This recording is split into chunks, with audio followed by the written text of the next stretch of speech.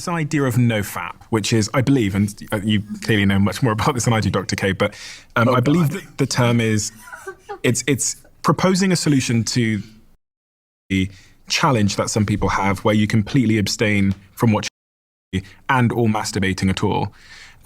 Rena, if I recall, and I don't want to mischaracterize your opinion here, but I think when we spoke the first time on the podcast, you made the case that masturbation does have positive impacts. So what is your view on this idea of NoFap?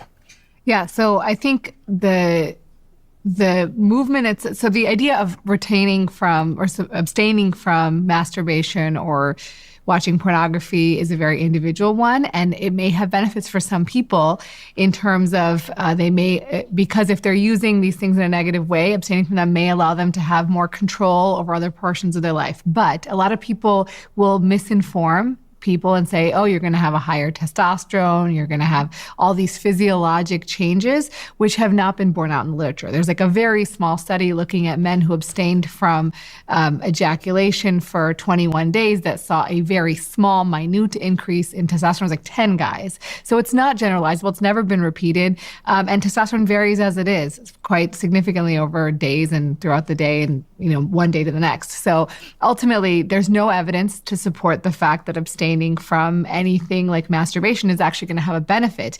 More likely than not, either you're going to have a nocturnal emission or your body's going to absorb that semen. So it doesn't really change what's going on physiologically. Is there an impact on fertility if I masturbate or don't masturbate? Yes. So fertility, we do see that if you abstain for about 5 days, up to 5 days, you're going to see some improvement in the semen volume potentially, and also some characteristics of the sperm.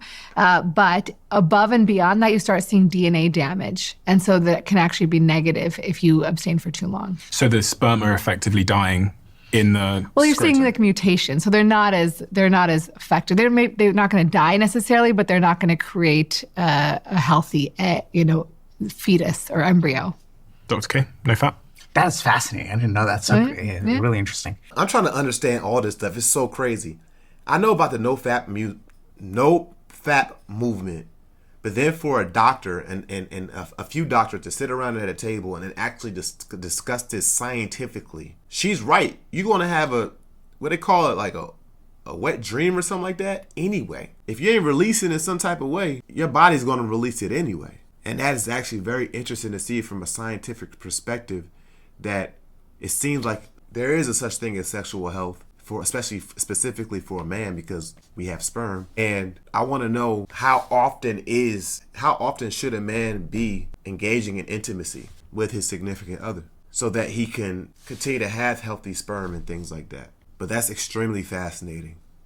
Just like Dr. K said, that's fascinating, because you have so many movements on social media that say there's so many benefits to withholding or withstanding from releasing. But here she is saying there's really no scientific study that proves that. It's like, what do you believe?